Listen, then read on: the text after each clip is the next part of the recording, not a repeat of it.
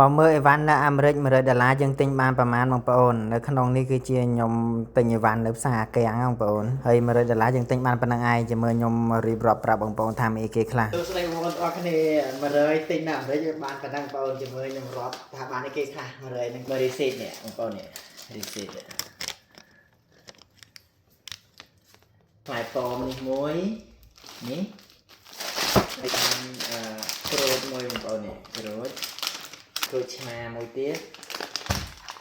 ខ្ញុំបានផ្លែឈើរីមួយទៀតផ្លែឈើរីខ្ញុំបានពីចាំនេះចុះមកបានល្ហុងមួយទៀតនេះល្ហុងល្អទៀតណាអានេះបានប្រេងឆាអូលីវមួយទៀតទុកទៅនេះបានទឹកខាសិននេះមកដកទៀតនេះ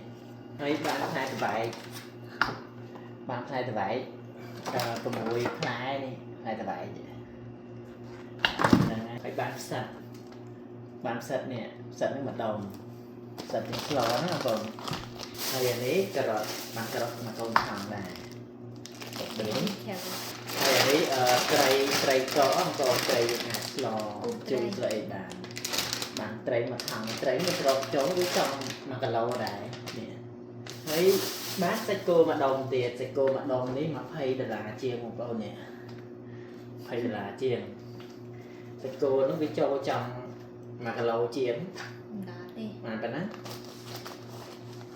ហើយយើងបាន